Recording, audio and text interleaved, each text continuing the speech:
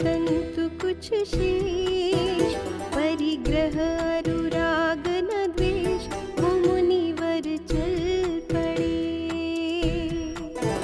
धारा है दिगंबर वेश, किया मुक्ति श्री में प्रवेश, वो मुनिवर चल पड़े।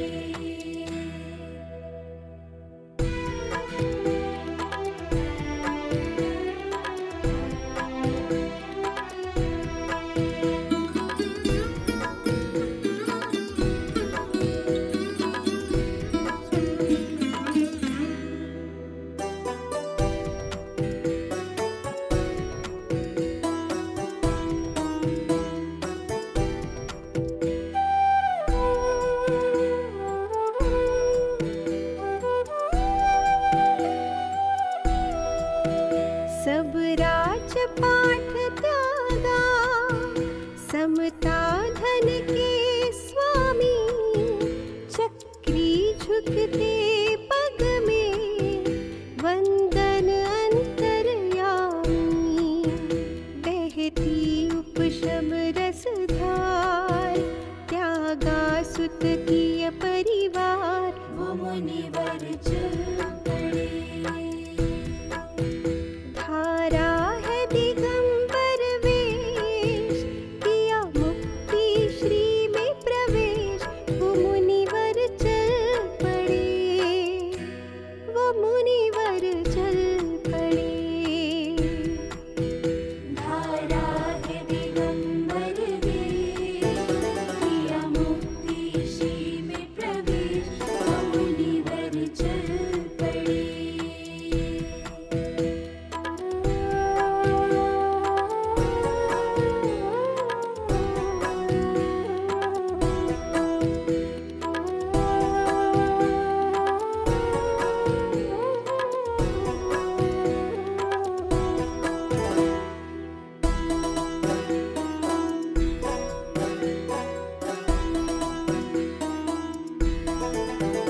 दिन रात आत्मचिंतन, समभावमयी जीवन, निर्ग्रंथ दशा कहती, कितना पावन है मन। देता जीवन संदेश, सुख अंदर बाहर पेश, वो मुनिवर चल पड़े। धारा है दिगंबर वेश, किया मुक्ति श्री में प्रवेश, वो मुनिवर चल पड़े, वो मुनिवर चल पड़े। धारा है दिगंबर वेश, किया मुक्ति श्री में प्रवेश, वो मुनिवर चल पड़े।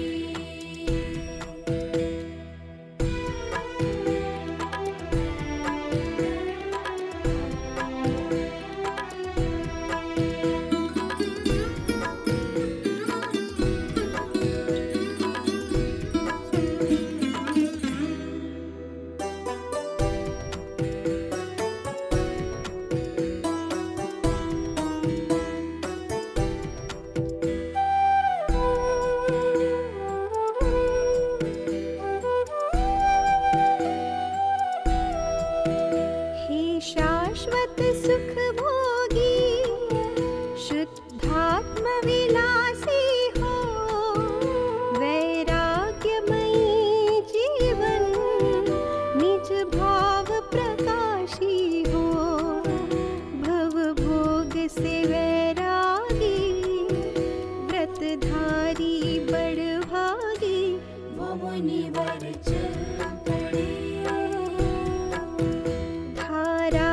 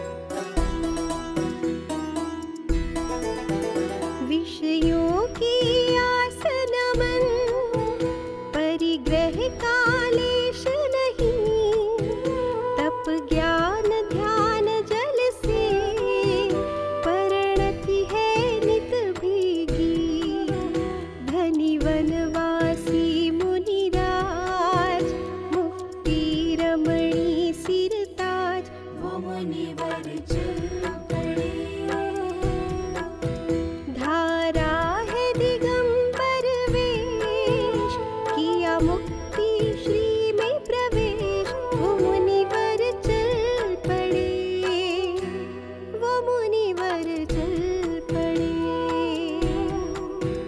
धारा है दिगंबर वेश, किया मुक्ति श्री में प्रवेश, वो मुनिवर चल पड़े, वो मुनिवर चल पड़े, वो मुनिवर चल पड़े।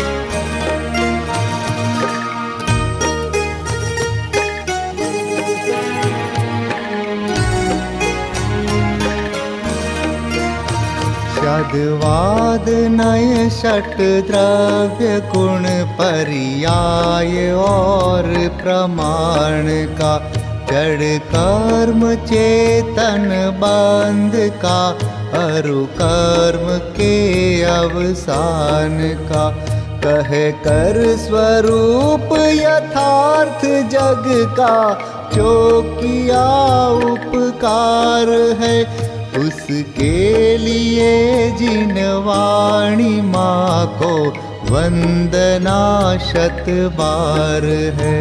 उसके लिए जिन वाणी माँ को वंदना शत बार है, वंदना शत बार है, वंदना शत बार है।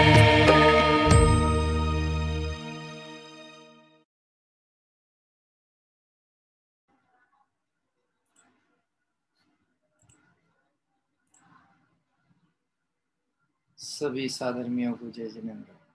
आइए मंगलाचरण पूर्वक स्वाध्याय प्रारंभ करते हैं। नमो अरिहंताणम, नमो सिद्धाणम, नमो आयरियाणम, नमो वच्छायाणम, नमो लोय सब साहूणम। अरहंत सिद्ध सूरि उपाध्याय साधु सर्व, अर्थ के प्रकाशी मांगलिक उपकारी हैं। तिनको स्वरूप जान रागते भई जो भक्ति, काय को नमाए स्तुति को उचारी हैं। धन्य धन्य तुम ही से काज सब आज भय, कर जोरी बार बार वंदना हमारी है। मंगल कल्याण सुख ऐसो हम चाहत हैं, हो मेरी ऐसी दशा जैसी तुम धारी है। मंगल कल्याण सुख ऐसो हम चाहत हैं, हो मेरी ऐसी दशा जैसी तुम धारी है।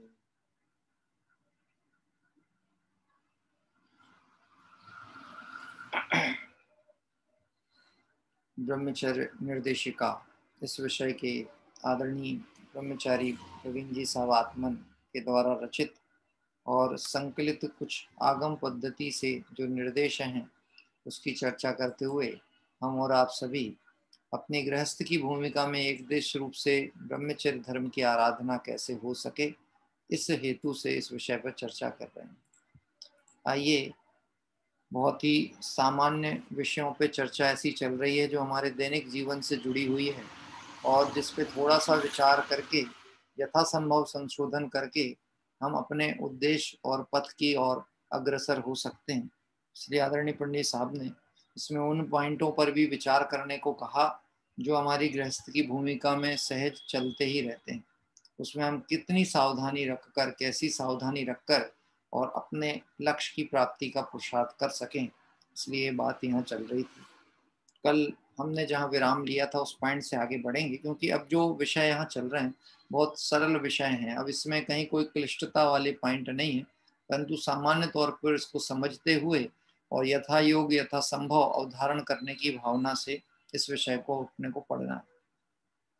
114 नंबर का ये पॉइंट था, नाना प्रकार की क्रियाएं करते हुए फोटो खिंचवाकर एल्बम नहीं बनावे, अपना आकर्षक चित्र ना तो घर पर लगावे, ना वितरण करें, ना पुस्तकों में छपवावे।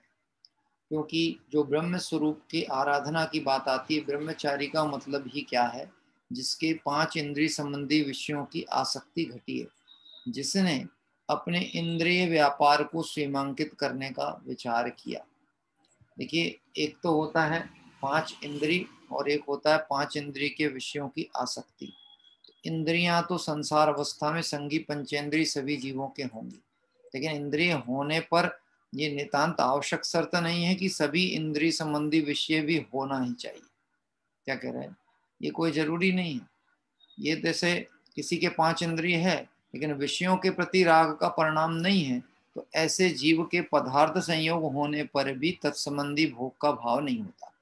और किसी जीव के इंद्रिय हैं और इंद्रिय विषयों में सुख बुद्धि है, तो भले पदार्थ संयोग ना भी हो तो भी उसे 5 इंद्रिय के समस्त विषयों को भोगने का पाप प्रति समय बनता है।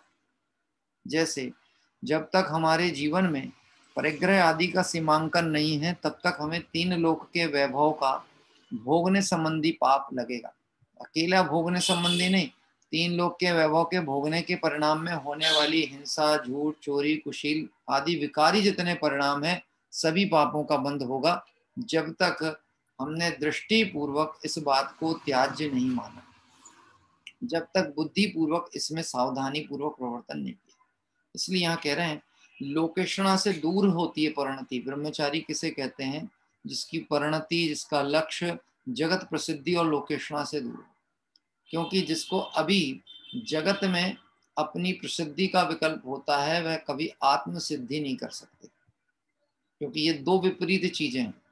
आत्म सिद्धि के लिए एकांतवासी और आत्म तत्व का प्रेमी होना चाहिए, और जगत प्रसिद्धि के लिए जगत में गुणों का परिचय कराने वाली सोच होनी चाहिए। गुणों का मतलब हमें लग सकता है कि हमारा गुण है, लेकिन देखा जाए अध्यात्म मार्ग में, मोक्ष मार्ग में वह दोष के रूप में देखा जाता है। जैसे कोई कला है, कोई प्रतिभा है, जिसको हम इस रूप में प्रयोग करें कि लोग हमको जाने, तो वास्तव में हम उस कला या जो प्रतिभा है उसका प्रयोग अपनी आत्मिक आनंद के लिए, अपनी खुशी के लिए करते हैं कि जगत को रिझाने के लिए करते हैं, या जगत को रिझाने के लिए करते हैं। तो बस यहाँ जो परिणाम आ गया, पर को रिझाना, पर को आकर्षित करना, पर से आकर्षित होना, पर में कर्तृत्व भोक्तृत्व बुद्धि रखना, बस यहाँ से अब्रह्म का परिणाम प्रारंभ होता है। इसलिए ऐसी फोटो आदि नहीं खिंचवाना जिसको देख करके किसी के परिणामों में राग का पोषण हो, कषाय का पोषण हो, या हम स्वयं उसे देख देख कर अपना परिणाम या भोगों का विचार करें। इसलिए ऐसी फोटो न खिंचवाना, न बनाना, न लगाना, न प्रकाशित करना, न पुस्तक आदि में देखना। देखो, ऐसा होता है, अहम बुद्धि अनादिकाल से जीव की पड़ी हुई है। अग्रहित मिथ्यात्व है ना, तो अग्रहित मिथ्यात्व किसे कहा? कि शरीर आदि जो पदार्थ हैं, संयोग रूप जो अवस्था में शरीर आदि नौकर्म जनित पदार्थ हैं, उसमें इस जीव का एकत्व पने का एहसास होता है। क्या चलता है? ये मैं हूं। देखो, 2 भूलें गिनाई टोडरमल जी साहब ने, जीव तत्व संबंधी और अजीव तत्व संबंधी। ये दोनों जो भूले हैं, इसमें गड़बड़ी कहाँ हो रही? कि जीव तत्व संबंधी भूल में अजीव को जीव मानता है, और जीव तत्व संबंधी भूल में जो जीव है उसको अजीव मान के बैठा है। जैसे मैं जन्मता हूं, मेरा जन्म हुआ है, मैं मर जाऊंगा, ये जो परिणाम है ना, मेरा जन्म हुआ है, मैं मर जाऊंगा, ये देह को देखकर आत्मा को मानना, कौन सी भूल हो गई? अजीव तत्व संबंधी। और ये शरीर की हलन चलन क्रिया, इंद्रियों के द्वारा पदार्थ का जानना, इसको आत्मा का ज्ञान मानना, मैं आंखों से देखता हूं ऐसा मानना, ये जीव तत्व संबंधी भूल हो गई। अब ध्यान से विचार करना, 2 भिन्न द्रव्य होने पर भी, परिचय भिन्नता नहीं होने पर, गुण भिन्नता का ज्ञान नहीं होने पर एक में एक मिला करके अनुभव करता है। ऐसे जब कभी तस्वीर या फोटो अपनी देखता है तो उसको ऐसा लगता है ये मेरे शरीर की फोटो है कि मेरी है। हाँ, बोलो दर्पण में हम क्या देखते हैं रोज जाकर? दिन में 2-4 बार तो दर्पण पे नजर जाती होगी ना। तो दर्पण में किसको देखते हैं? देखने वाले को देखते हैं कि जो दर्पण में झलक रहा है उसको मैं हूं ऐसा मानते हैं। हाँ? अब यहाँ पे कोई विचार नहीं करता ये ऐसा अनुभव कैसे चल रहा, हमने तो कोई विकल्प ही नहीं किया क्या? जबकि सुबह की चर्चा जब आती ना तो वहां कहते हैं ऐसा अनुभव में आना चाहिए कि जानने वाला क्या है कि मैं हूं। तो देह आदि के प्रति तो ऐसा अनुभव विदन चलता है जैसे यही मैं हूं, लेकिन जिसके प्रति चलना चाहिए उसके प्रति नहीं होता। हाँ, दर्पण को देख के लगता क्या है? मैं दिख रहा हूं। कैसा दिख रहा हूं? किसी ने बोल दिया आते जाते, थोड़े छिटके से दिख रहे, छिटके मतलब हल्के दिख रहे हो, दुबले दिख रहे हो, ऐसा किसी ने कह दिया तो तुरंत अपना उपयोग कहाँ चला जाता है? क्या? हाँ, क्या बात हो गई, ऐसा लोग क्यों टोक रहे हैं? अरे कोई इतना सा भी कह दे कि थोड़ा सा आपका स्किन का कलर डाउन दिख रहा है तो मन में 4 तरह के विकल्प आ जाएंगे। हाँ, कोई दिखाना तो नहीं पड़ेगा, कोई समस्या तो नहीं आ गई, क्या कारण हो गया, शरीर का वर्ण बदल गया है क्या, ऐसा कैसे कह दिया सामने वाले ने?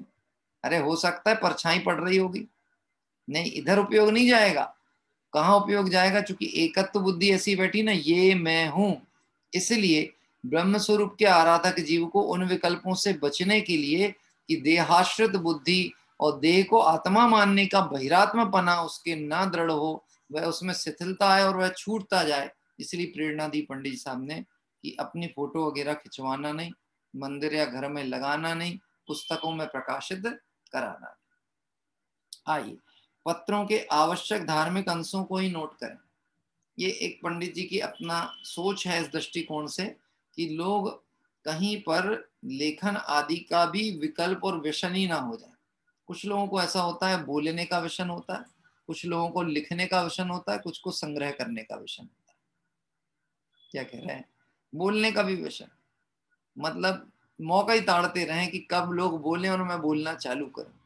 कहा भी जाता ना, आपको हम आपसे अनुरोध करते हैं कि आप इस विषय में 2 मिनट बोलेंगे। मैं आपसे ईमानदारी से पूछता हूं, आज तक 2 मिनट जो शब्द है वो कभी किसी ने 2 मिनट बोला?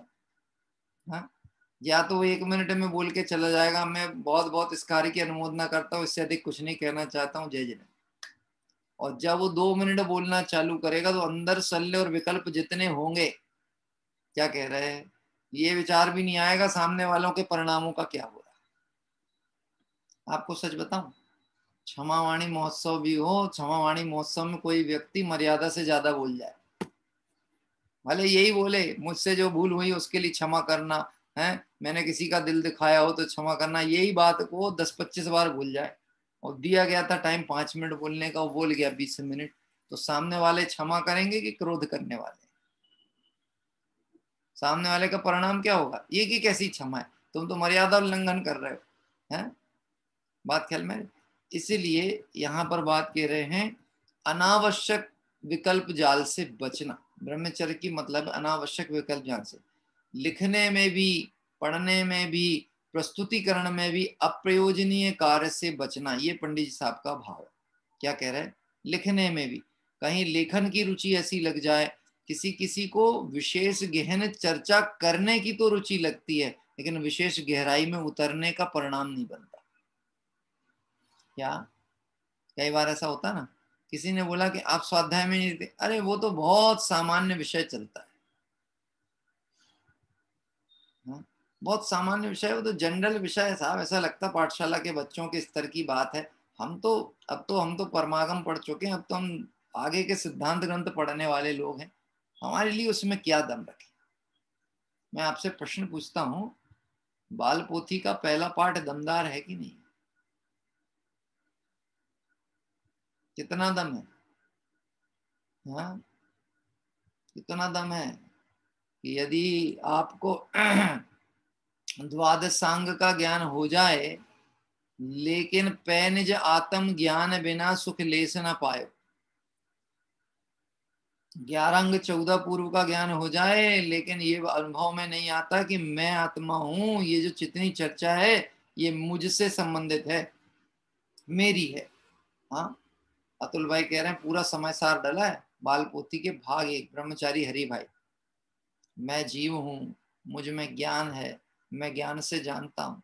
शरीर अजीब है, उसमें ज्ञान नहीं है, वो कुछ नहीं जानता है।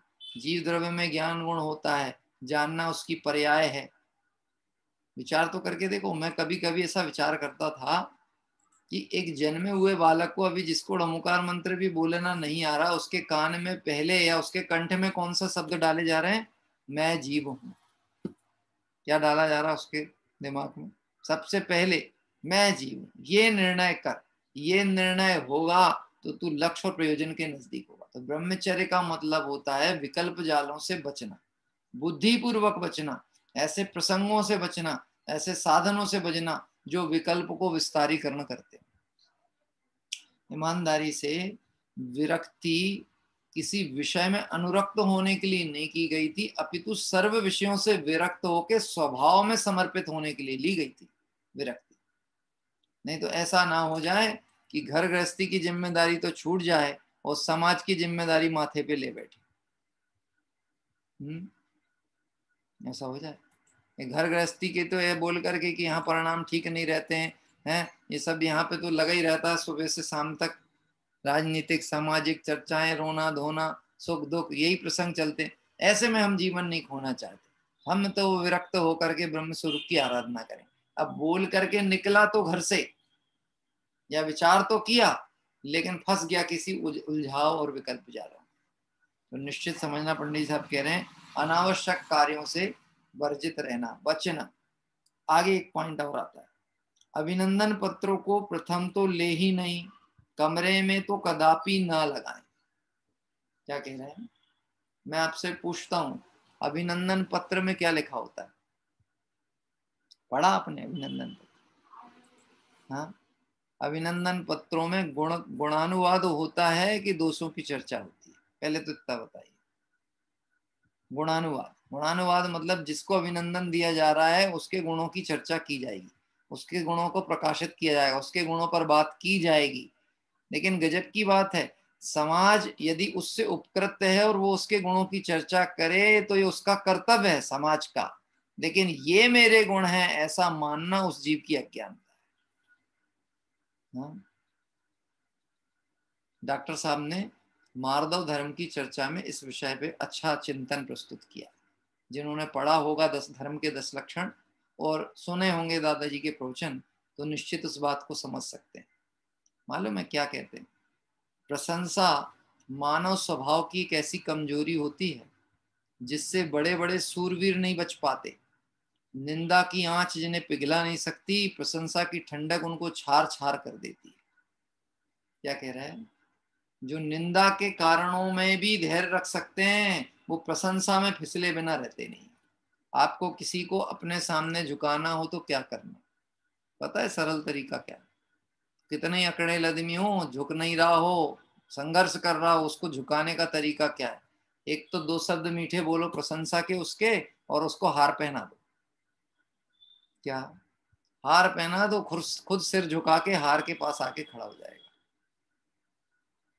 ऐसी स्थिति है। इसलिए यहाँ प्रेरित किया कि अपने अभिनंदन पत्र को प्रथम तो लेना ही नहीं, और कदाचित ले ले तो यानी मिल गया हो या रखा हो तो कमरे आदि में उसको टांगना नहीं।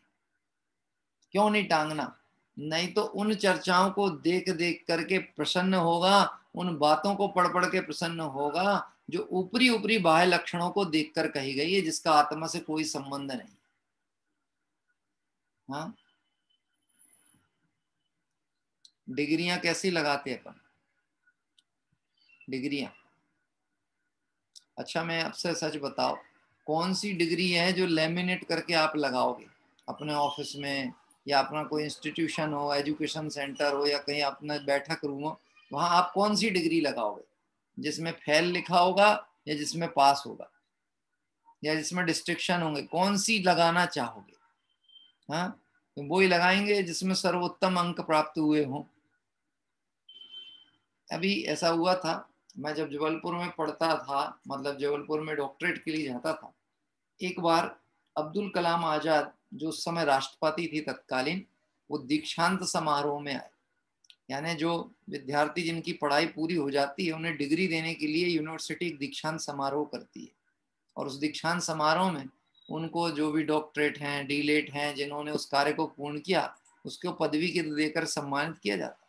और भाग्य से उस बार दीक्षांत समारोह में अब्दुल कलाम आजाद जी आए। मैंने देखा कि जो प्रेक्षागृह है, प्रेक्षागृह मतलब जो ऑडिटोरियम था, उस ऑडिटोरियम में बहुत संख्या में, मैं भी था, तो बहुत सारे ऑडिटोरियम में विद्यार्थी थे। यद्यपि उस लिस्टिंग में मेरा नाम नहीं था क्योंकि मेरी आरडीसी पूरी नहीं हो पाई, यानी आगे की जो इंटरव्यू का काम रहता है वो काम रह गया था। पर मेरे समकक्ष में कुछ मेरे जैन समाज के साधर्मी या परिचित लोग थे जिनका हो गया था और उनको सम्मानित होना था उनसे। तो मैंने बाहर देखा निकल के, एक जैन एक प्रोफेसर से बहुत जम के विवाद कर रहा था। हाँ, जम के विवाद, यानी ऐसी हो रही थी कि सुरक्षा कर्मियों को बीच में बचाव के लिए बुलाना पड़ा। अब वो विवाद चल रहा था, पता किया कि बोले कौन, तो उत्तर में आया वो एक जैन है ना लड़का, वो विवाद कर रहा था, उसने धक्का मुक्की की प्रोफेसर से और कहना चाहिए अपशब्दों का प्रयोग किया। इसको लेकर के थोड़ा यूनियन एसोसिएशन वाले हल्ले बहुत हो गए। तो पूरा ऐसा लग रहा था अंदर ऑडिटोरियम में एक कार्यक्रम चल रहा है और बाहर में आंदोलन विरोध जैसा चालू हो रहा। अब हुई क्या घटना कि वो लड़ किस बात पे रहा था, मुद्दे की बात है, किस बात पे लड़ रहा था कि जिस समय राष्ट्रपति ने मुझे वो प्रमाण पत्र दिया था, तो मैंने बाद में जाके देखा कि कैमरामैन के पास में मेरा फोटो था, उस समय आप सामने से उठ के निकल गए। किसके सामने से? कैमरे के सामने से। जबकि वो प्रोफेसर उसी का था, मतलब उससे कभी उसने पढ़ा भी है, विवाद करने पहुंच के। हाँ, क्यों? कि वो जो मेरा जो चित्र बनने वाला था ना, बहुत अच्छा चित्र आना था, उसमें व्यवधान आ गया। अब आप मुझे पुनः ये प्रमाण पत्र उनसे फिर से मंच पे दिलवाओ, फोटो खिंचवाओ, इस बात को लेके लड़ाई चल रही क्या? जगत की स्थिति ऐसी विचित्र है, उसको अपनी योग्यता का प्रमाण योग्य नहीं लगता है, उसे कषायों में ही अपनी प्रामाणिकता भाषित होती है। क्या उसकी योग्यता तो पत्र बता रहा था, लेकिन उसके द्वारा कहा गया ऐसा वचन या ऐसी लोक प्रशंसा का भाव उसकी अयोग्यता का प्रमाण बन गया। हाँ? अयोग्यता का प्रमाण बन गया। मतलब वो गुरु क्या सोचेंगे, शिक्षक क्या सोचेंगे कि इसके ऐसी क्या योग्यता है कि विनय गुण भूल गया है। एक फोटो के चक्कर में, एक प्रसिद्धि के चक्कर में कि इनके साथ मेरा चित्र लगेगा, इस चक्कर में जिनसे ज्ञान प्राप्त किया उनकी मर्यादा भूल गया। इसलिए यहाँ कह रहे हैं अभिनंदन पत्रों को प्रथम तो ले ही नहीं, मूलतः देखा जाए तो अभिनंदन के पात्र हैं कौन? कौन है अभिनंदन के पात्र? हाँ, अस्य मूल्य ग्रंथकारा श्री सर्वज्ञ देवा। क्या कह रहे हैं? अरे जो वस्तु स्वरूप के त्रिकाल ज्ञाता हैं वो वास्तव में वंदनीय अभिनंदनीय हैं। उसके आगे जिनके अभी हीन ज्ञान है, जिनके कर्मोदय जनित अवस्था है, जिनके मतिशुद्ध ज्ञान आदि की पराधीन प्रवृत्ति है, जिनके ज्ञान की स्पष्टता नहीं है, उनको समाज भले कर्तव्य जान के अभिनंदन करे, पंडित जी कहते अभिनंदन पत्र लेना नहीं चाहिए। हाँ, नहीं तो देख देख के मान कषाय का पोषण होगा। क्या अभी भी आपने देखा होगा व्यक्ति का कहीं पर ये बात आए, आप 10 मिनट के लिए अपना कोई वक्तव्य रिकॉर्ड करके भेजिए, हमको उसको ऑनलाइन दिखाना है। जैसे हमने ऐसा किसी से कहा, बोलो स्थान चयन कौन सा करेगा, कौन सी जगह बैठ करके वक्तव्य देना चाहेगा। हो सकता है घर में उसने सैकड़ों की संख्या में पुस्तकें सजा के रखी हूँ, सिर्फ सजा के रखी हूँ, पढ़ता नहीं हूँ, लेकिन इंटरव्यू देने के लिए बैठेगा कहाँ? हाँ? ये दिखाने की कोशिश होगी ये इतना जिनवा ये साहित्य रखा है ना, ये सब मेरा है, मैं बहुत अध्येता आदमी हूँ, पढ़ने वाला हूँ, पढ़ लिया होता, समझ लिया होता तो ये परिणाम ही नहीं आता। हाँ, इसलिए पंडित जी कह रहे हैं अभिनंदन पत्र प्रथम तो ले ही नहीं, कमरे में तो कदापि ना लगाएं, नहीं तो दुर्गति का कारण बने तो आश्चर्य की बात है।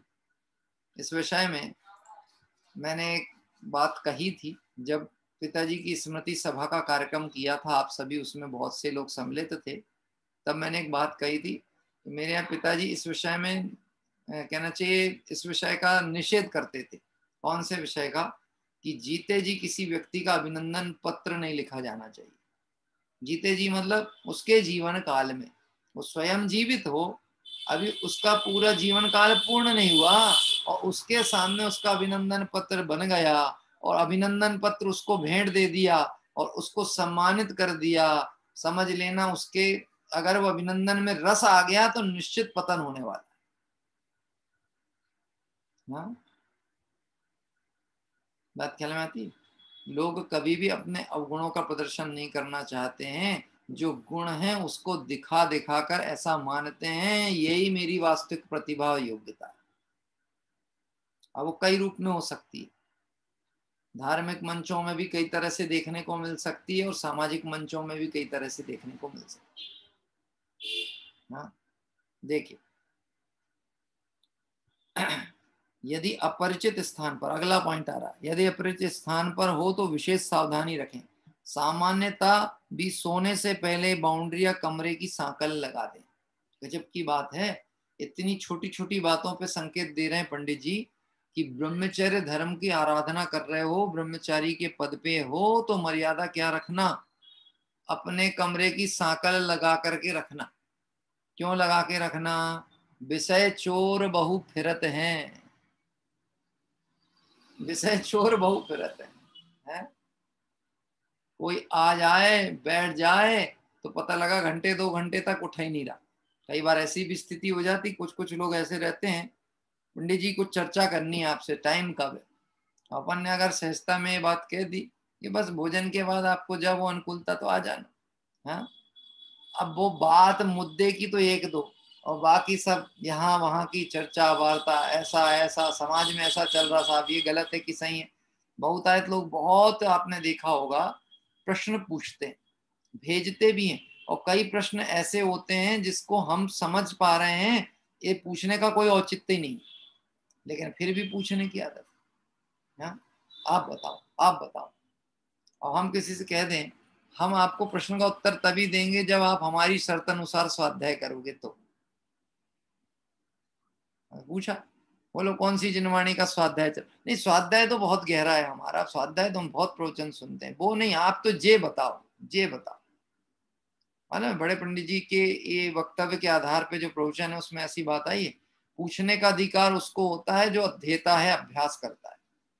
जो अभ्यास नहीं करता उसे पूछने का अधिकार नहीं है। और उत्तरदाता या वक्ता के लिए जरूरी नहीं है कि वो उसका उत्तर दे ही दे।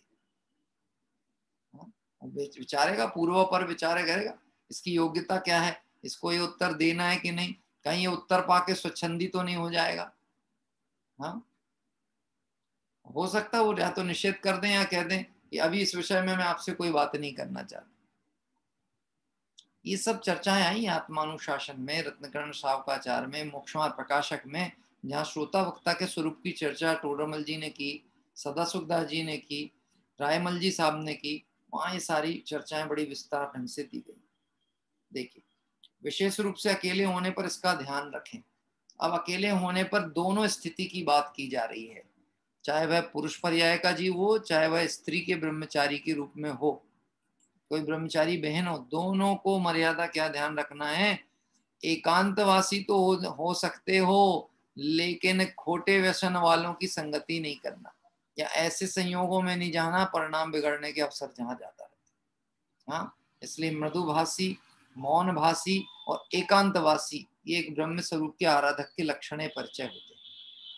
देखिए, घर पे भी अकेले होने पर किसी के यानी नौकर आदि द्वारा कुछ मांगने पर उसकी चेष्टा देखकर सावधान रहें, ऐसा ना हो वह भी आपके पीछे आकर अंदर से सांकल लगा ले। अभी मैंने एक न्यूज़पेपर में या सोशल मीडिया में एक मैसेज पढ़ा था, माताओं बहनों को जो सोसाइटी में या एकांत कॉलोनियों में रहती हैं, जहाँ पे बहुत निकट में कोई घर परिवार के लोग ना हो, या फिर ऐसी स्थिति भी हो कि ऊपर की आवाज नीचे ना जा पाती हो, उनके घर में कोई आकर के कुछ पूछे या कुछ मांगे तो कभी ये उत्तर ना दें कि अभी जाओ, अभी हमारे घर में कोई जेंट्स नहीं है। बात कहना, ये उत्तर नहीं देना गलती से। क्यों नहीं देना? क्योंकि यदि वह व्यक्ति नियत से खराब होगा तो वो तो यही मौका ताड़ रहा था कि आपके घर में कोई हमारा विरोध प्रतिकार करने वाला ना हो तो हम अपना काम करके जाएं। यानी आप समझ रहे हैं, ये कोई छोटे छोटे पॉइंट किस बात की तरफ प्रेरणा दे रहे हैं कि सदैव जागृत रहना। क्या कह रहे हैं, एक आत्म आराधक जीव कैसा, जो सदैव जागृत रहे, हर परिस्थिति में जागृत रहे, ना केवल ब्रह्म स्वरूप की चर्चा के अंतर्गत अपितु 5 पाप और विकारी भावों के प्रति भी जागृत रहे कि मेरे परिणाम, मेरी परिणति से इनका पोषण ना हो, इनकी अनुमोदना हो, इनका मेरे जीवन में प्रवेश ना हो जाए, इतनी सदैव जागृति होनी चाहिए। हाँ, चौकीदार होता ना, चौकीदार, तो चौकीदार का काम क्या है बताओ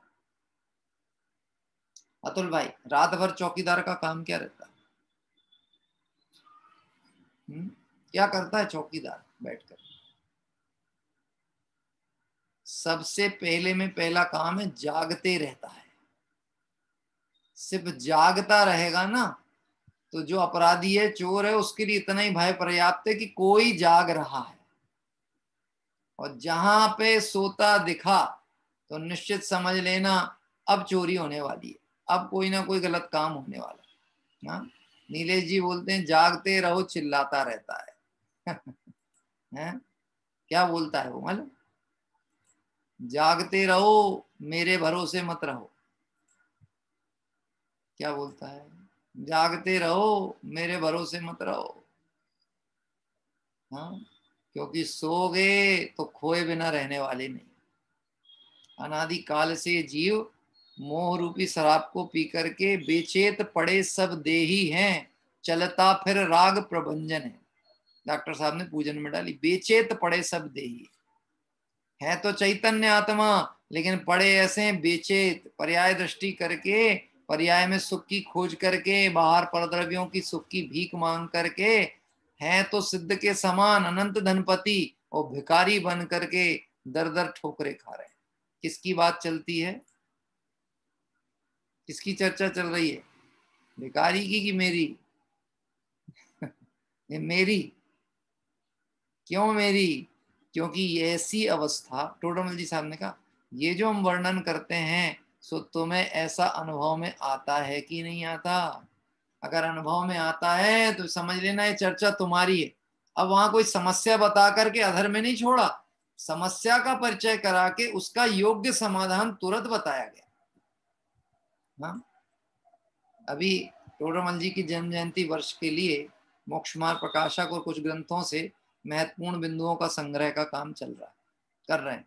आज सुबह भी मैंने कुछ मैं भी देख रहा था और हमारे यहाँ ब्रह्मचारी आरती बहन खोज रहे थे, कुछ कुछ पॉइंट ऐसे इतने सुंदर आए हैं टोडरमल जी साहब के, यानी एक लाइन में इतना अच्छा समाधान कर दिया कि अगर थोड़ा सा विचार कर ले व्यक्ति तो तुरंत उसका परिणाम बदले बिना ना रहे।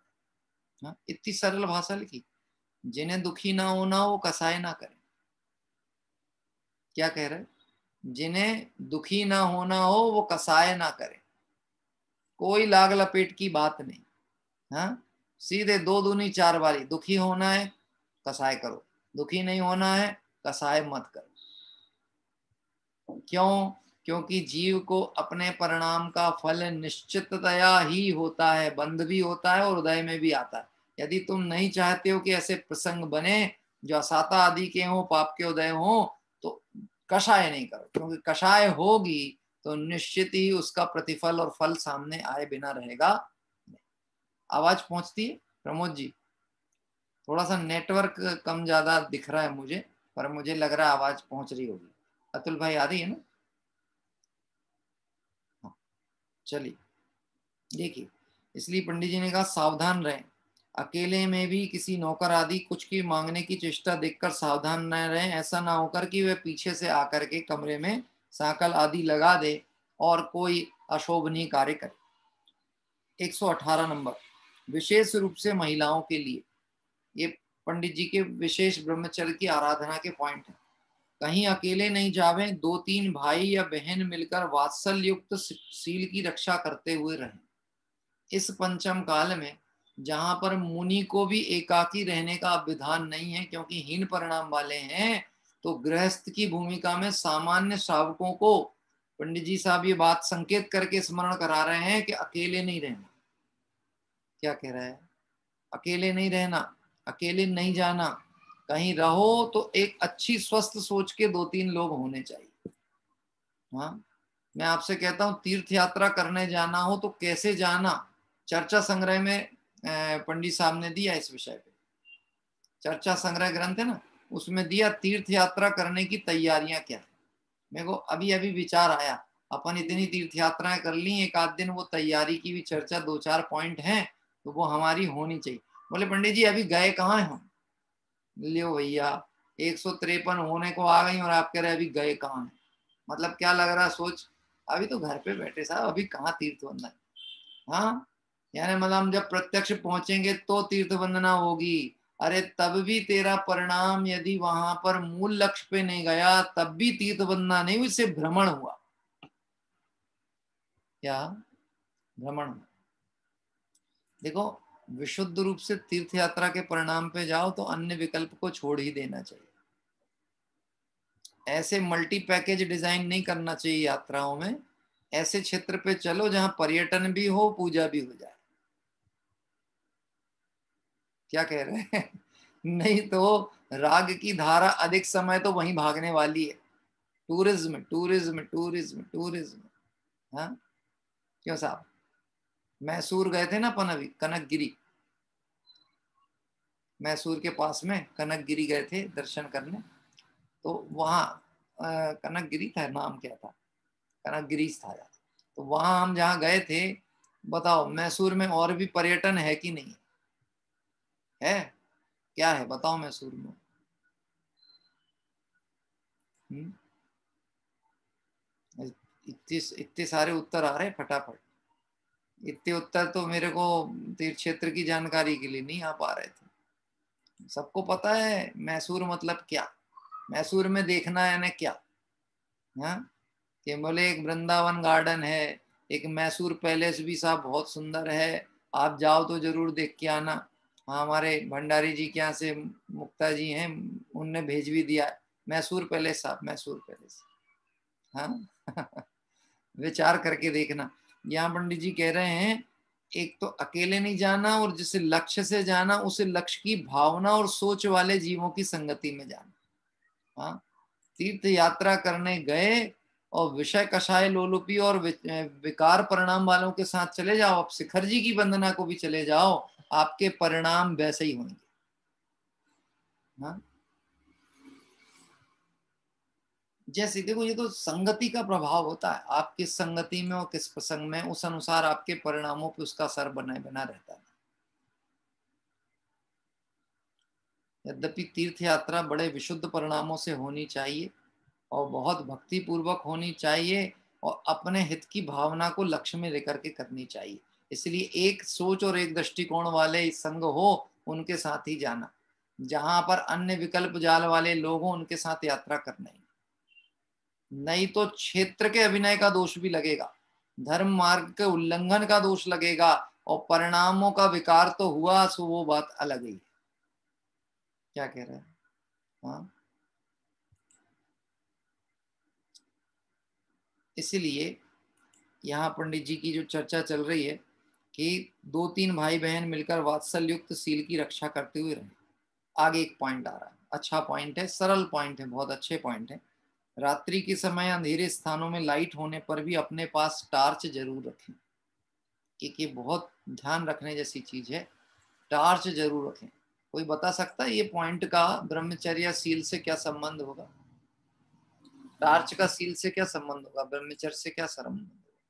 इस बात को यदि समझेंगे ना तो हमको समझ में आएगा कि हम सील का संबंध सिर्फ अब्रह्म से लगाते हैं, ब्रह्मचर्य का संबंध हम सिर्फ वेद आदि के उदय से लगाते हैं, स्त्री पुरुष के भोग आदि विकल्प से लगाते हैं। जबकि जहां हिंसा आदि परिणमन होता है वह भी अब्रह्म है। इसलिए एक तो गमनागमन कम करें, सबसे महत्वपूर्ण बात। इस विषय में बहुत सी चीजें विचार करने जैसी हैं। मंदिर दूर हो तो बहुत मजबूरी हो तो वाहन आदि से जाए, नहीं तो मंदिर सदैव पैदल ही जाना चाहिए। क्या कह रहे हैं? पैदल ही जाना चाहिए। दूर हो कोई बात हो और कोई मतलब ऐसी परिस्थिति हो तो अलग बात है, नहीं तो वाहन प्रयोग नहीं करना मंदिर जाते हैं। क्यों नहीं करना चाहिए कि उसमें जीवों के शोधन संबंधी कार्य हो ही नहीं सकता। वाहन मुनिराज पद विहारी क्यों होते हैं? क्यों होते हैं? क्योंकि वो अपनी स्वयं की सामर्थ्य अनुसार देख परख के 4 हाथ भूमि शोध के एरिया समिति पूर्वक गमन करना चाहते हैं। उनके निमित्त से किसी जीव की विराधना हिंसा ना हो, इस सावधानी के लिए मुनिराज कभी वाहन आदि का प्रयोग नहीं करते। अशक्य स्थिति भी आ जाए ना तो भी वाहन आदि का विधान नहीं है मुनिराज के लिए। समाधि करने की तो बात आती है, परंतु संयोग व्यवस्थाओं का आलम्बन लेने की कहीं बात नहीं है। लोग तो अभी ऐसी ऐसी स्थूल बातों पर अटके पड़े हुए हैं कि चश्मा लगा सकते कि नहीं लगा सकते। हाँ, ये स्थूल बात है, स्थूल। जहां तिल तुष मात्र परिग्रह का निषेध कर दिया, वहां पर इस व्यवस्था की आप कल्पना नहीं कर सकते। क्यों? ये कोई एक वस्तु का आलंबन नहीं है, एक पदार्थ का आलंबन नहीं है। इसके निमित्त से अनेक व्यवस्थाएं बनने वाली, अनेक चीजें जुड़ने वाली। हाँ, अभी आएगी कहाँ से, रखेंगे कहाँ से, व्यवस्था कैसे होगी, देख रेख कौन करेगा, इसका खर्च आएगा तो ये पे कौन करेगा, लाके कौन देगा, अच्छा रखेंगे कहाँ। अरे जो मुनिराज गमन आदि के काल में जिनवाणी तक साथ में लेकर के नहीं जाते, स्वाध्याय के लिए रखने वाली जिनवाणी तक साथ में लेकर के नहीं जाते, तो अन्य बात की बात फिर कैसे आ जाएगी चर्चा। नीलेश जी कुछ मैसेज किया आपने, कुछ कहना चाहते हैं? हाँ जी बोलिए। आरिका को माता जी को निर्यापक बोल के मुनिराज व्यवस्था करते हैं क्या? मतलब निर्यापक की भूमिका निभा सकते हैं क्या? माता जी के लिए मुनिराज निर्यापक की भूमिका? नहीं, ऐसी व्यवस्था नहीं है। बिल्कुल संघ की व्यवस्थाएं पृथक पृथक होती हैं। आप आरिका के अंतर्गत जो भी मूल गृहिणी माता जी वगैरह होती हैं, उनके द्वारा योग्य निर्देश व्यवस्थाएं दी जा सकती हैं, या उनके द्वारा ही निर्यापक, क्योंकि निर्यापक की भूमिका में बहुत कार्य सब तरह के संपादित होते हैं। निर्यापक का मतलब सिर्फ उपदेशदाता नहीं होता। क्या आप जिनवाणी में जहाँ पे समाधि मरण आदि की चर्चा है, उसमें निर्यापक की पात्रता भूमिका पढ़ेंगे तो निर्यापक में अनेक गुण होने चाहिए। ऐसा ही गुण नहीं हो कि वो सिर्फ रोग आदि का, यानी रोग आदि की दशा में या शक्य अवस्था में उनको उपदेश सुनाए, ये अकेला निर्यापक का गुण नहीं है। वो रोग परिचर्या भी करने वाला होना चाहिए। वह अपवित्रता आदि हो जाए तो उसका शोधन करने वाला भी होना चाहिए। क्या कह रहे हैं? वह शरीर संस्कार विधि का भी ज्ञाता होना चाहिए। शरीर संस्कार विधि का मतलब ऐसा है कि शरीर में कोई दाह है, कोई तकलीफ है, कोई वेदना है, तो उसको कैसे मर्यादा अनुसार उसका समन कर सके, ये सब कार्य है। तो ये संभव कैसे हो सकता है? वहां तो संसर्ग की व्यवस्था ही नहीं है ना। वो तो स्त्री पुरुष के दृष्टिकोण से देखा जाए तो जब तो ऐसा लिखा ही है जिनवाणी में कि प्रश्न तक पूछने के लिए कोई नव दीक्षित आरिका है तो वह क्या कहते हैं, मुनिराज के सन्मुख नहीं आ सकती है। वो अपनी गणिनी माता या जो प्रमुख हैं, वयोवृद्ध उस संघ की प्रमुख हैं, उनके पास अपनी बात कहेंगी, फिर उनके माध्यम से वह बात वहां जाएगी, फिर वहां से उत्तर वहां पर आएगा। या उनकी आड़ में खड़े होकर के वे चर्चा करने का यदि उन्होंने अवसर दिया तो। अरे इतनी भूमिका तो अभी गृहस्थ में देखने को मिलती है भाई। क्या इतनी भूमिका गृहस्थ में होती है? बड़े पंडित जी साहब के पास में भी अगर कोई को प्रश्नोत्तर पूछने बहनों को जाना हो तो पहले कोई भाई लोग वहां पे होंगे, वो उनसे पूछेंगे कि साहब इनको कोई चर्चा करनी है, उसके बाद अवसर होगा या उनको अनुकूल होगा तो वो हाँ कहेंगे, नहीं तो वो मना भी कर देते। क्यों? ये इस मार्ग का महात्म है, इस मार्ग की महिमा है, इसमें शिथिलता स्वीकृत नहीं है। बात आ रही थी ना, छोटा दोष भी जो होगा वो बृहद रूप अंगीकार कर लेता है।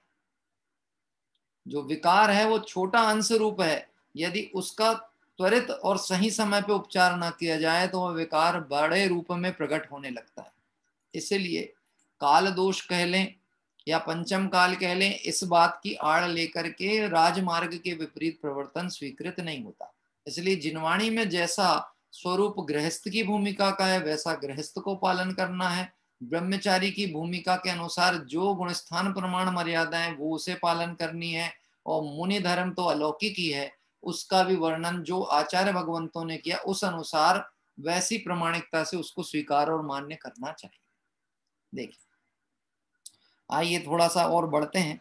ये जो पॉइंट चल रहा है कि रात्रि के समय में अंधेरे में लाइट आदि नहीं, बिना प्रकाश के नहीं जाना, वैसे तो ऐसा विधान ही है कि यथा संभव मुनिराज आदि के तो सूर्यास्त के बाद गमनागमन की कहीं कोई बात ही नहीं, स्थान परिवर्तन नहीं होता।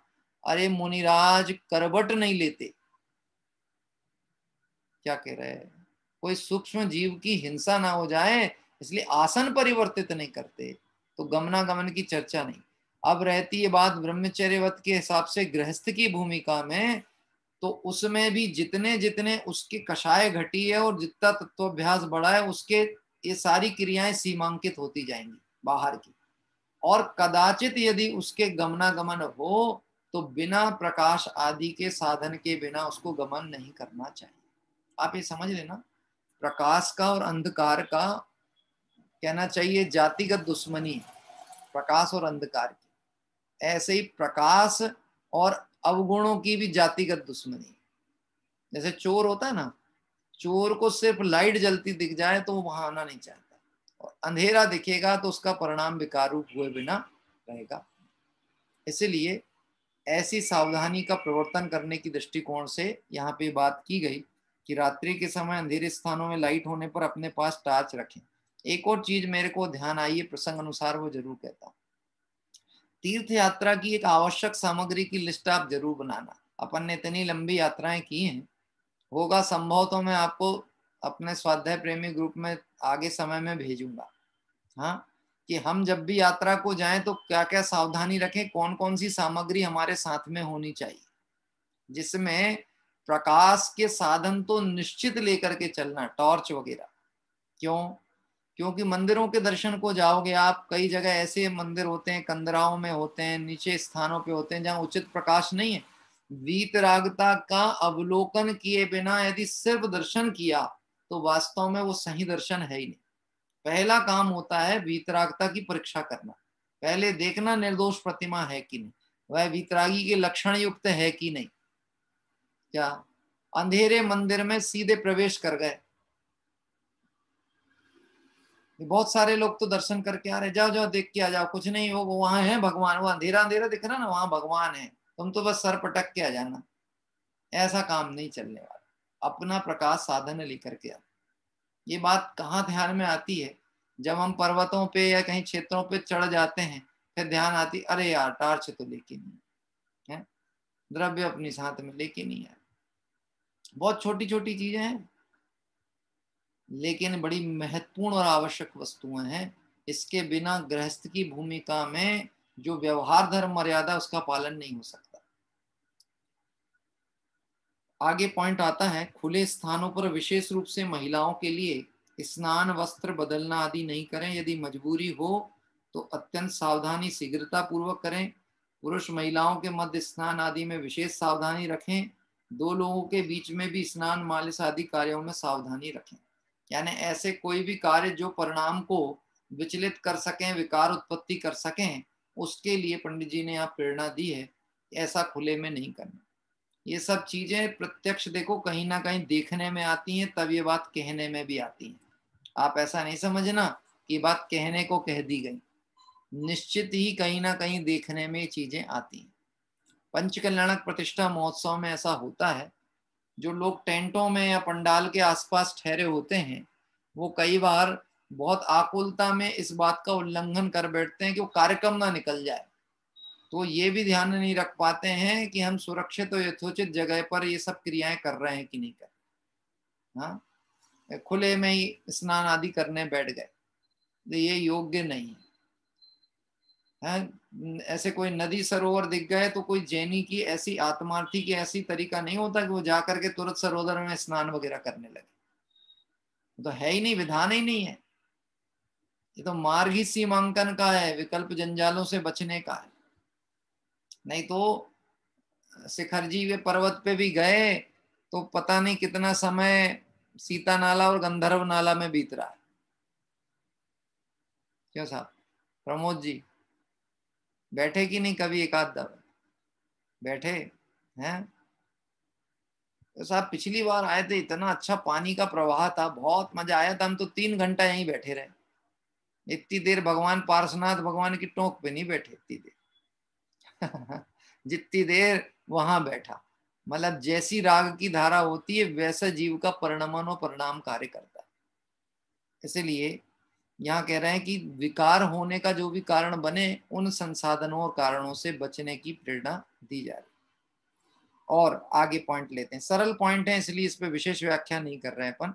हाँ, चलने बैठने देखने बातचीत करने में अहंकार उद्धता एवं चंचलता हास्यादि छोड़कर शांत गंभीर यत्नाचार पूर्वक प्रवृत्ति करें। चलने में बैठने में देखने में बातचीत करने में अहंकार नहीं प्रदर्शित होना चाहिए। कुछ लोगों का व्यक्तित्व ऐसा होता है, बाहर में देखने में उनकी शब्द हर शब्द में अहंकार की झलक दिखती है, हर शब्द में। अरे गद्दी पे भी बैठा होगा ना तो भी भाषा ऐसी निकलेगी जैसे सबसे बड़ा कर्ता धर्ता यही है। देखो जो जितना गहन अभ्यासी और गंभीर होते हैं ना उनकी भाषा ही उनके व्यक्तित्व की परिचायक होती, कैसी भाषा प्रयोग कर रहे हैं। आचार्य कुंद कुंद स्वामी अमृतचंद आचार्य देव, वहां तो वह अकर्तापने की बात रखते हुए टीकाकार होने का अपना गर्व ही नहीं कर रहे कि मैंने टीका लिखी है। टोडरमल जी लिख गया ऐसा शब्द प्रयोग कर रहे हैं। मोक्ष मार्ग प्रकाशक किसने लिखा? टोडरमल जी ने लिखा कि लिख गया, लिखा गया है? लिखा गया। कौन ने लिखा दिया हाथ पकड़ के? है? कि करुणा बुद्धि थी तो लिखा गया, मैं इसका करता नहीं हूं, मैंने लिखा ऐसा नहीं कहा। बात ख्याल में आ रही? यानी जितना जितना तत्वाभ्यास और गहन चिंतन होगा व्यक्तित्व में और भाषा में वह चीज प्रकट में दिखने वाली है। तो चलने में बैठने में कैसे चलना बैठना, देखो ये सब चर्चाएं किसी के ऊपर लागू हो जाएं तो ये कोई आप समझ लेना ये किसी को व्यक्तिगत कहने की दृष्टि से नहीं, राजमार्ग की चर्चा चल रही है। एक विद्वान की हैसियत से भी चलना कैसे, गद्दी पे बैठना कैसे, प्रवर्तन कैसे करना। अब ऐसा नहीं हो कि जोर जोर से ताली बजाएं, वैसी जैसे कि रामानंद सागर के कार्यक्रम में रावण को दिखाया गया था। हंसे तो ऐसे जोर जोर से हंसे कि वो पूरे माइक में से आवाज जाए और अशोभनीय प्रदर्शन हो, बाहर सुन रहा हो कोई आदमी तो सोचे क्या चल रहा, प्रवचन चल रहा कि रामलीला चल रही है अंदर। ऐसा नहीं, मतलब उसकी मर्यादा होनी चाहिए। चलने से बैठने से देखने से दृष्टि से पता लग जाता है व्यक्ति का व्यक्तित्व कैसा है। दृष्टि मात्र से। क्या लोग कहते हैं ना भैया इनकी नजर अच्छी नहीं है, बताओ कैसे पता कर लिया कि इनकी नजर अच्छी नहीं है? क्यों साहब जिनेश जी? हाँ, इनकी नजर अच्छी नहीं है, कैसे पता किया? कि बाजार गए थे और सब्जी खरीद रहे थे और बाजू में हम खड़े थे तो हमने देखा इन्होंने एक मिर्ची रखी अपनी थैली में, एक मिर्ची खराब आ गई। अब वो मिर्ची खराब आई तो सामने वाली बाई से कहते हैं अरे कैसी कैसी डाल दी, खराब मिर्ची डाल दी तूने। तो बोली कोई बात नहीं बाबूजी बदल लो, तुम वो अलग कर दो दूसरी ले लो। है तो वो निकाल के रखी और बड़ी वाली उठा के डाली। हाँ तो हमने बाजू वाले ने देख के क्या समझ गए, इनकी नजर ठीक नहीं। अरे साहब नजर क्यों ठीक नहीं, बड़ी ढूंढी उसने, छोटी कहाँ ढूंढी? हाँ यही तो बता रहे हैं कि इसकी नजर ठीक नहीं है। क्या कह रहे हैं? अगर समकक्ष देखता तो कहते नजर ठीक है, लेकिन उसने वहां पर स्वार्थ प्रवृत्ति का काम किया, वहां पर अनीति का काम किया तो कहा जाता है नजर ठीक नहीं। ऐसे समझ लेना। ये बहुत सारी चर्चाएं ऐसी हैं जो कि उच्च पद पे बैठे हुए, वक्ता पद पे जो बैठे हैं उनके ऊपर लागू होती है। हाँ, इसलिए टोडरमल जी साहब ने कहा है, वक्ता का पद श्रोता से ऊंचा है, ब्रह्मचारी का पद यदि कहें तो गृहस्थ की अपेक्षा से अभ्यास क्रम की दृष्टि से ऊंचा है, इसलिए उसकी मर्यादा, उसके नियम, उसके पालन करने के संबंध में सावधानी भी विशेष होनी चाहिए। उद्धता एवं चंचलता, हास्य आदि छोड़कर शांत गंभीर यत्नाचार पूर्वक प्रवृत्ति करें। उच्च संखल नहीं होना चाहिए, किसी भी विषय में बहुत अति आतुर, किसी बात को कहने के या किसी विषय के ऊपर अपनी टीका टिप्पणी तुरंत नहीं कर देनी चाहिए। बहुत थोड़ा धैर्यवान होना चाहिए, ये व्यक्तित्व का परिचायक होता है धैर्यवानपना। ये व्यक्ति कितना गंभीर है ये उस पर डिपेंड करेगा। देखो, एक व्यक्ति तो ऐसा होता है, बात आई नहीं और तुरंत 2 दूनी 4 करने को देखते हैं। हाँ, बोलो न्यायाधीश कैसे होना चाहिए? न्यायाधीश कैसे होना चाहिए? उभय पक्ष को सुन करके गंभीरता से निर्णय करने वाले होना चाहिए कि प्रभावित होकर त्वरित निर्णय करने वाले होना चाहिए? तो उभय पक्ष को सुने और गंभीरता से निर्णय करे और समय लेते हैं। न्यायाधीश कभी ऐसे निर्णय नहीं दे देते कि एक बैठक में निर्णय दे दिया। वो क्योंकि होता क्या है, एक मानविक वृत्ति ऐसी होती है, मानसिक वृत्ति ऐसी होती, व्यक्ति व्यक्तित्व से प्रभावित हुए बिना रहता नहीं। मैं अगर पप्पा जी के साथ, मुझे मालूम है, ये हमारी चर्चा हुई थी, पापा ने भी बताया था, पप्पा जी ने भी बताते थे, शायद भाटिया जी है ना, वकील साहब भाटिया जी, तो भाटिया जी ऐसे थे, यहाँ पे वकील थे, जिन्होंने अपने अध्यात्म के मंच के जो केस वगैरह थे, शायद उन्होंने वो लड़े थे कोर्ट में। वो व्यक्ति अपने जो लीग यानी अपनी दलील प्रस्तुत करते थे, वो ऐसे प्रभाव से करते थे कि जज भी निरुत्तर जैसे दिखने लगते थे, ऐसे प्रभाव के साथ बात करते थे। अपनी बात, मतलब थे पंजाबी, लेकिन यहाँ से विषय को पढ़ें, समझें, बात करें, ये विषय में क्या लिखा है, और उसका जब प्रस्तुतिकरण करें तो ऐसा लॉजिक दे करके प्रस्तुत करें कि जज भी निरुत्तर हो जाए। और कभी भी जज तुरंत निर्णय नहीं देता, जज समय लेता है। क्यों? क्योंकि एक मानसिक वृत्ति होती है, त्वरित लिया गया निर्णय हमेशा कषाय आदि से प्रभावित होगा तो गलत ही होने वाला। क्या कहते, इसलिए त्वरित निर्णय नहीं लेना। मालूम है, भरत चक्रवर्ती ने त्वरित निर्णय लिया था। कौन सा? चक्र चलाने का। चक्र चलाने का त्वरित निर्णय था, बस आ गया विकल्प। अच्छा, इन्होंने मेरी हार स्वीकार नहीं की, मेरे अधीनस्थ नहीं होना चाहते तो चक्र रत्न उठा लिया। इतना भी ख्याल में नहीं रहा, अपने कुटुंब के ऊपर चक्र का प्रभाव नहीं होता। क्या कह रहा है? हाँ? अपने कुटुंबी जन पे नहीं चलता चक्र। क्यों? कुटुंबियों के साथ चक्कर चलते हैं ना, तो चक्र क्या काम करेगा? वैसे ही कम है क्या चक्कर कुटुंबियों के? हाँ, तो चक्कर की क्या जरूरत है? वो जो तेरा मोह है वही तो चकरा रहा है चारों गतियों में, नहीं चला। लेकिन वो त्वरित लिया गया निर्णय था। देखो, दोनों पक्षों को सुनना चाहिए, अच्छी बात। हाँ ठीक है, वही बात का आपने अनुमोदन किया कि दोनों पक्ष को यानी उभय पक्ष को सुन करके और निर्णय करना चाहिए। आइए, यहाँ तक की अभी अपनी चर्चा हुई है, अभी इसको यहीं विराम लेंगे कि उद्धता, चंचलता, हास्य आदि छोड़कर शांत गंभीर यत्नाचार पूर्वक प्रवृत्ति करें। ये एक आत्मार्थी ब्रह्म स्वरूप के आराधक या ब्रह्मचारी की भूमिका वाले जीव में ये सारे लक्षण होने ही चाहिए। इसके बिना ना वह पद शोभा पाता है, ना वह आगे के तरफ में मोक्ष मार्ग में उत्थान करने के अवसर उसके बनते हैं। इसलिए गंभीरता जीवन में उसके होनी चाहिए। और सीधी सी बात है, जैसे जैसे ज्ञान बढ़ता है वैसे वैसे गंभीरता आती ही आती है। क्या कह रहे हैं? लौकिक नीति है कि फलदार वृक्ष और गुणवान व्यक्ति झुके हुए होते हैं। क्या कह रहे हैं? फलदार वृक्ष और गुणवान व्यक्ति झुके हुए होते हैं, और जो निर्गुण होते हैं वो खड़े रहते हैं। अशोक वृक्ष देखे आपने? हैं? हाँ? अच्छा, खजूर का पेड़ कितना लंबा होता है? एक नीति सुनी थी मैंने, बहुत पहले पढ़ते थे ना, बड़ा हुआ तो क्या हुआ, जैसे पेड़ खजूर, और पंथी को छाया नहीं और फल लागे अति दूर। तो बड़ा होने से क्या काम है? ये बड़ा हो गया तो क्या हो गया? एक तो फल इतनी दूर है कि कोई आसानी से पहुंच ना पाए, और बड़ा होकर के भी किसी की छाया ना दे पाए तो बड़प्पन क्या काम का। हाँ, मेरे जो नाना जी थे उनकी डायरियों में बहुत अच्छी अच्छी कई चीजें रहती, कई बार स्मरण में आ जाती है। उसमें उन्होंने एक ऐसी बात लिखी थी, बड़ा होना और बड़प्पन होने में क्या अंतर है। तो उसमें उन्होंने एक शायरी लिखी थी, है कि कोई व्यक्ति बहुत धन वैभव प्रॉपर्टी वाला हो, संपत्ति वाला हो, इससे क्या बात है। तो हम क्या लिखा था, रकबा तेरी जमीन का मीलो हुआ तो क्या।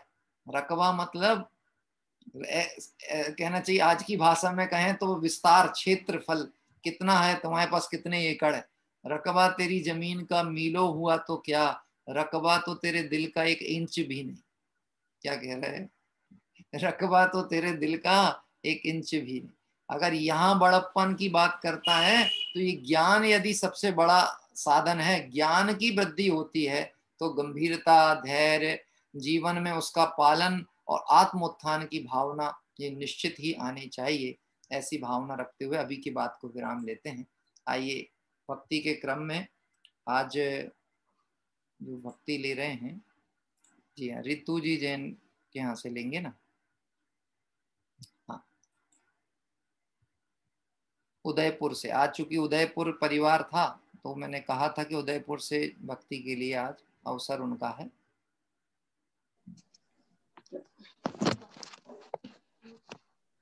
जय जिनेन्द्र। जय जिनेन्द्र जी, जय जिनेन्द्र।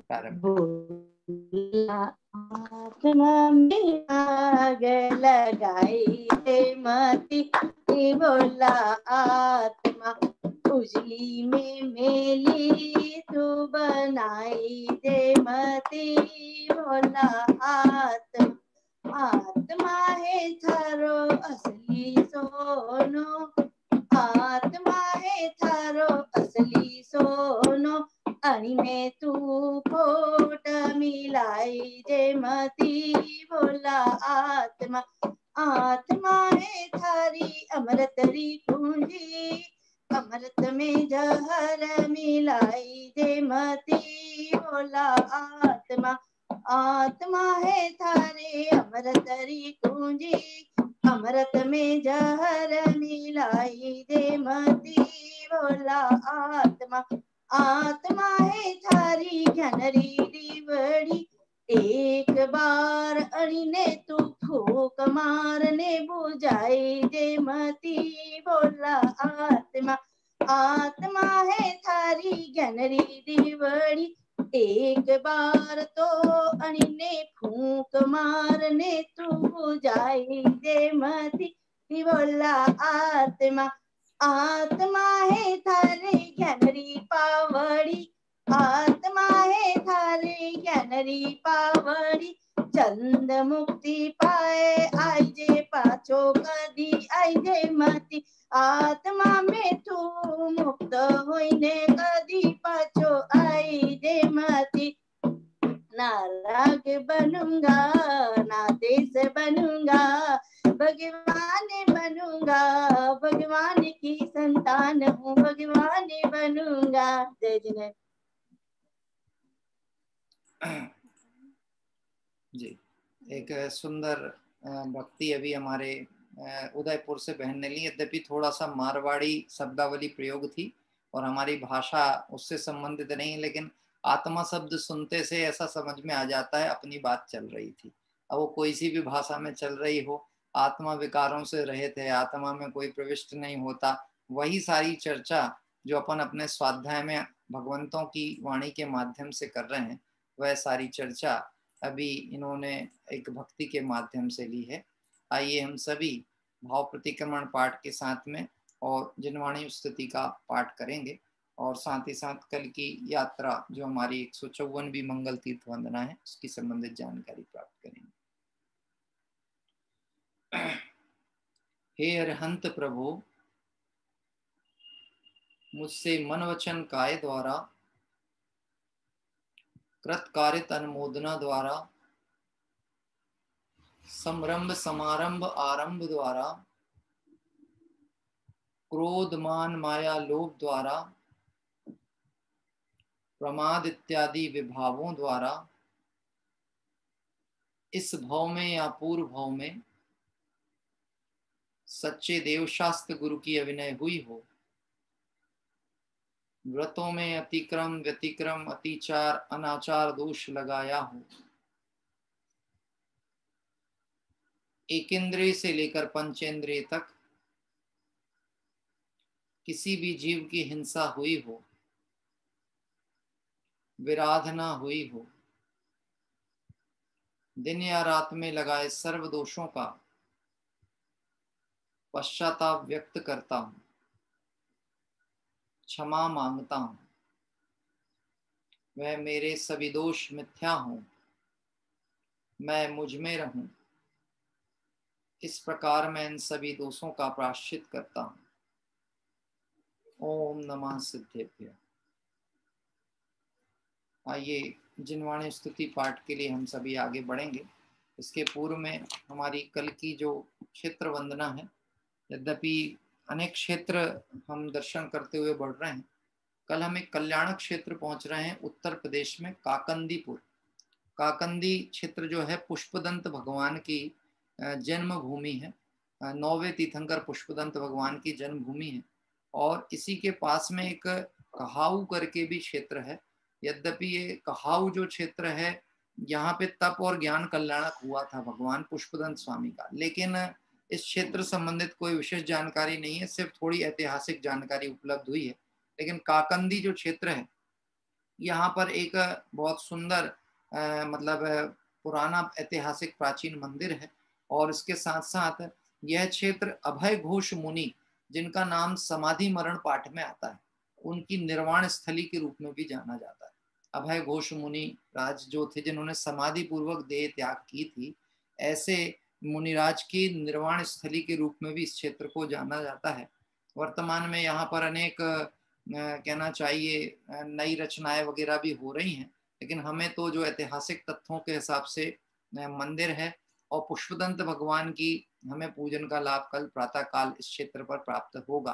तो हम सभी कल अपनी 154वीं वंदना में उत्तर प्रदेश के काकंदी नाम के भगवान पुष्पदंत जन्मभूमि काकंदी अक्षय क्षेत्र कल्याण क्षेत्र की मंगलमय दर्शन और वंदन के लिए चलेंगे। आइए अभी हम सभी जिनवाणी स्तुति पाठ करते हुए और फिर अभी की इस सभा को विराम लेते हैं। मैं यहाँ से पढ़ता हूँ जिनवाणी स्तुति, आप सभी लोग उसको दोहराएंगे। शांति सुधा बरसाए जिनवाणी, शांति सुधा साए जिनवाणी, परमागम कहलाए जिनवाणी, परमागम कहलाए जिनवाणी, पूर्वापर सब दोष रहित है, पूर्वा पर सब दोष रहित है, पाप क्रिया से शून्य शुद्ध है, पाप क्रिया से शून्य शुद्ध है, परमागम कहलाए जिनवाणी, परमागम कहलाए जिनवाणी, शांति सुधा बरसाए जिनवाणी, शांति सुधा बरसाए जिनवाणी, परमागम भव्यों को अर्पण, परमागम भव्यों को अर्पण, मुक्ति वधु के मुख का दर्पण, मुक्ति वधु के मुख का दर्पण, भव सागर से तारे जिनवाणी, भव सागर से तारे जिनवाणी, शांति सुधा बरसाए जिनवाणी, शांति सुधा बरसाए जिनवाणी, राग रूप अंगारों द्वारा, राग रूप अंगारों द्वारा, महाक्लेश पाता जग सारा, महाक्लेश पाता जग सारा, सजल मेघ बरसाए जिन वाणी, सजल मेघ बरसाए जिन वाणी, शांति सुधा बरसाए जिन वाणी, शांति सुधा बरसाए जिन वाणी, सप्त तत्व का ज्ञान करावे, सप्त तत्व का ज्ञान करावे, अचल विमल निज पद दर्शावे, अचल विमल निज पद दर्शावे, सुख सागर लहराए जिन वाणी, सुख सागर लहराए जिन वाणी, शांति सुधा बरसाए जिन वाणी, शांति सुधा बरसाए जिन वाणी, वस्तु स्वरूप बताए जिन वाणी, वस्तु स्वरूप बताए जिन वाणी। बहुत ही सुंदर जिनवाणी स्तुति है ये। अपने पद्म प्रभ मलधारी देव जो नियम सार के टीकाकार हैं, उनके द्वारा ये मूल शब्दावली पूरी जो है वो पद्म प्रभ मलधारी देव की है। ये तो अपन हिंदी पद्य जो हैं अजित जी अचल करके हैं, यानी आदरणीय विमल दादाजी के जो दामाद हैं उनने इसका पद्यानुवाद किया था। पर जब आप इसका मूल शब्द सा देखेंगे तो नियम सार में संभावित जहाँ तक कलश 9 पे जहाँ आया है वहां पर ये पूरा दिया है। देखो शब्द सा यही शब्द जो के त्यों वहां पर लिखे हुए टीका में। तो मूल पद्म प्रभ मलधारी देव के द्वारा समझ लीजिए ये जिनवाणी स्तुति थी जिसका पाठ अभी हम सभी ने किया। आइए डमोकार मंत्र का पाठ करते हुए कार्य सर्व करेंगे। नमो अरिहंताणं नमो सिद्धाणं नमो आयरियाणं नमो उवच्छायाणं नमो लोए सब साहूणं नमो अरिहंताणं नमो सिद्धाणं नमो आयरियाणं नमो वच्छायाणं नमो लोए सब साहूणं नमो अरिहंताणं नमो सिद्धाणं नमो आयरियाणं नमो वच्छायाणं नमो लोए सब साहूणं। जय बोले द्वादशांगमय जिनवाणी माता की जय हो। देव शास्त्र गुरु भगवान की जय हो। अनंतानंद सिद्ध परमेष्टि भगवंतों की जय हो। वीतरागी जैन शासन की जय। हम सभी प्रातः काल पुष्पदंत भगवान की जन्मस्थली में एक नए तीर्थंकर, मतलब नए तीर्थंकर हमारे लिए इसलिए कि अभी हम जिस पूजन क्रम में चल रहे हैं उसमें पुष्पदंत भगवान की पूजन अभी हमने नहीं की थी, इसलिए कल एक नवीन पूजन का लाभ हमें प्राप्त होगा।